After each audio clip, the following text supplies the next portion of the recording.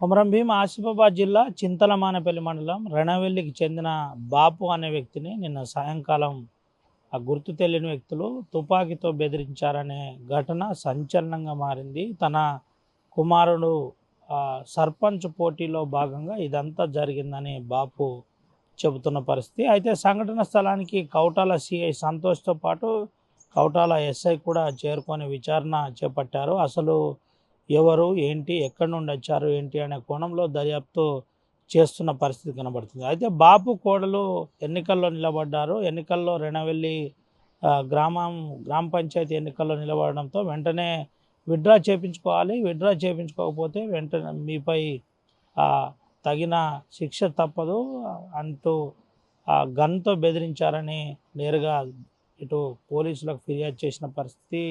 పోలీసులకు ఫిర్యాదు చేసిన అనంతరం వెంటనే సంఘటన స్థలానికి పోలీసులు వెళ్ళి దర్యాప్తు చేస్తున్న పరిస్థితి కనబడుతుంది. అయితే నిజంగానే గుర్తు తెలియని వ్యక్తులా లేకపోతే ఇతరత్ర ఇంకెవరైనా అనే కోణంలో పోలీసులు దర్యాప్తు చేస్తున్నారు. కొంతమంది ఆ గుర్తు తెలియని వ్యక్తులు ఎప్పుడు చూడని వ్యక్తి నేరుగా గన్ తీసుకొచ్చి బెదిరించారనే చెబుతున్న అంశం కాస్త సంచలనంగా మారింది. అయితే నిజమా అబద్ధమా ఏంటి అనే కోణంలో పోలీసులు దర్యాప్తు చేస్తున్నారు. ఎన్నికల సమయంలో ఇలా జరిగిన ఈ అంశంపై కొంత పెద్ద చర్చ ఆ ప్రాంతంలో కొనసాగుతున్న పరిస్థితి కనబడుతుంది. పోలీసులు చాలా సీరియస్గా ఈ అంశాన్ని తీసుకున్న అనంతరం దర్యాప్తు కొనసాగిస్తున్న పరిస్థితి కనబడుతుంది. బాపు రణవెల్లి నాది. బాపుని నా కోడల్ని సర్పంచ్ పెడతాను. పెట్టి మేమేందో 4 ప్రచారం చెప్పి నాకు ఆవులు ఉన్నాయి. నేను ఆవులో మేపుతాను.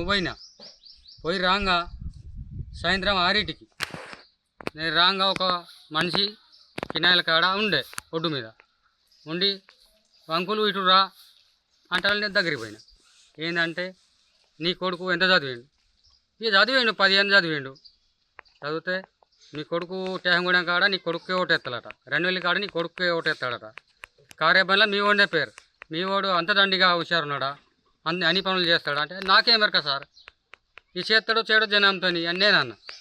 ఇగో ఇది లేటర్ ఇస్తానా, లేటర్ ఇచ్చి చేతిలో పెట్టి నీ కొడుకుకు కొండపోయి చేతిలో పెట్టు. మరి ఇడ్రా అవుతాడా లేకపోతే పానానికి హామీ తెచ్చుకుంటాడా? పారేస్తే ఎక్కడన్నా పారేస్తే మాత్రం ఇగో అని గన్ను చేతిలో బట్టి నాకు చూపెడితే నాకు భయం అయింది. నేను ఎగబడ్డా. నువ్వు కొండపోయి ఈ లేటరు నీ కొడుకుకి పారేస్తే చింపితే మాత్రం నేను నీకు సూట్ చేస్తా అన్నాడు. నన్ను గంతే అన్నాడు. ఇక అని నేను ఇటు పోయి తలక ఆయన కూటేకి పోయిండు. మా ఊరి అయినా మంచిగా కాదు, ఆయన ఎక్కడోడో నాకు తెలియలే. మా ఊరి మంచి అయితే కాదు. నా పేరు జాడి దర్శన. నేను రణవెల్లి గ్రామం నుంచి సర్పంచ్గా నిలబడుతున్నా. మాకు ప్రజలు అంతా సపోర్ట్గా ఉన్నారు. నేను కోనప్ప సార్ నుండి నిలబడుతున్నా. ఏంటంటే వీళ్ళు ఎక్కడ గెలుస్తారో మేము ఎక్కడ ఓడిపోతామో అనుకొని మాకు మా మామయ్య వస్తూ ఉంటే వాళ్ళని అంటే భయపెట్టించిండ్రు. అది ఇప్పుడు ఎక్కడైనా వెళ్ళాలంటే కూడా మేము భయపడుతున్నాం. మేమేంది ఒక వ్యవసాయం చేసేవాళ్ళం, మాకు ఈ రాజకీయం అంటే ఇప్పుడే కొత్త.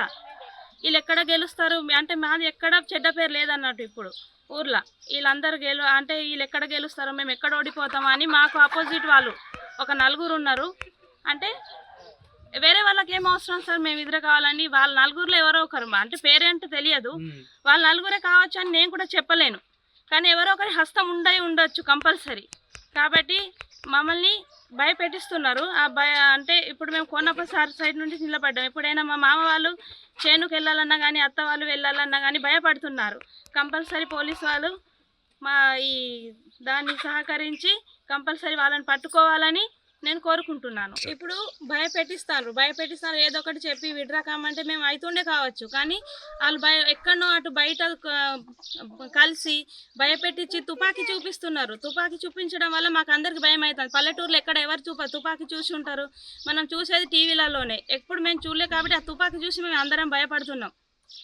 దాని గురించి కంపల్సరీ మీరు అందరూ సహకరించి మాకు న్యాయం చేయాలని మేము కోరుకుంటున్నాం. కంపల్సరీ ఆ తుపాకీ పట్టిన వాళ్ళు ఎవరో, దానికి వెనుక ఉన్న వాళ్ళు ఎవరో కంపల్సరీ వాటిని దొరకపెట్టాలని మేము కోరుకుంటున్నాం. నా పేరు ఎల్కరి కార్తిక్ కుమార్, రణవెల్లి విలేజ్.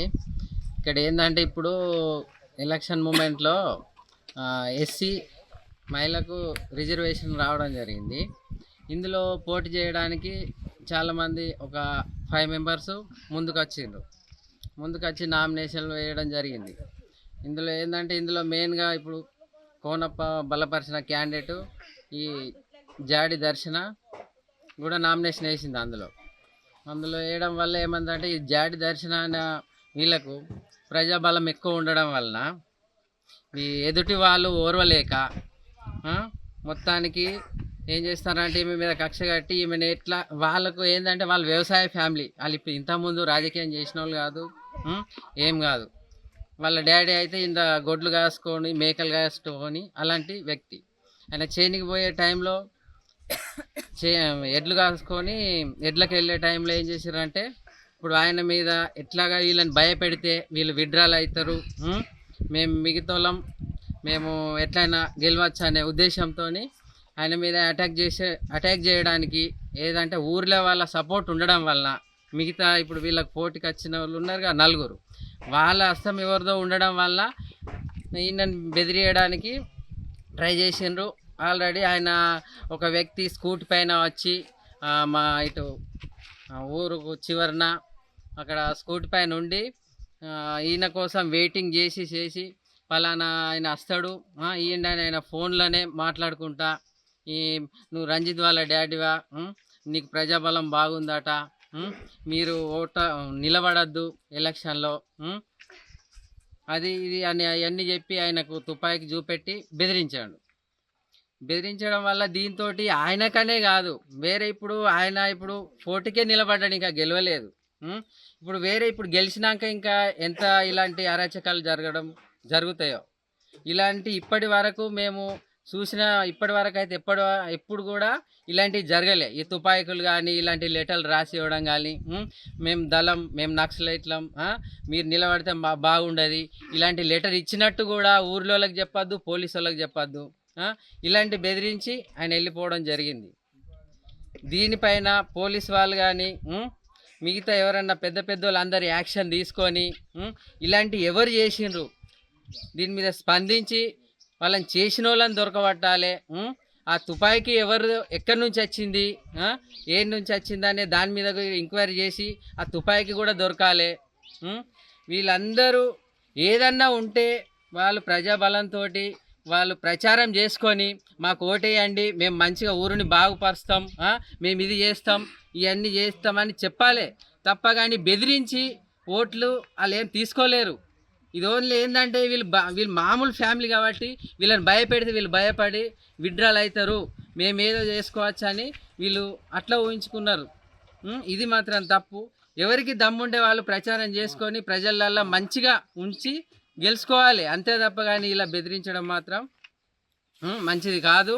ఇప్పుడు వీళ్ళననే కాదు, ఇవాళ రేపు వేరే వాళ్ళకు కూడా దీంతో బాగా ప్రాబ్లం కూడా క్రియేట్ కావచ్చు. ఇవాళ వీళ్ళని చేసారు ఇంకా వేరే వాళ్ళని కూడా వచ్చి వాడు కూడా మరి తుపాకీ పెట్టి ఇట్లా ఇవ్వచ్చు. ఇలాంటిది జరగకుండా ఈ తుపాకీ పట్టిన వాళ్ళని ఆయనకు ఎవరు చెప్పిందో వాళ్ళని వీళ్ళందరినీ పట్టి మంచి శిక్షలు పడేటట్టు చేయాలని మేము భావిస్తున్నాం. అసలైన తొలి వెలుగు. ఫాలో వాట్సాప్ @తొలి వెలుగు official.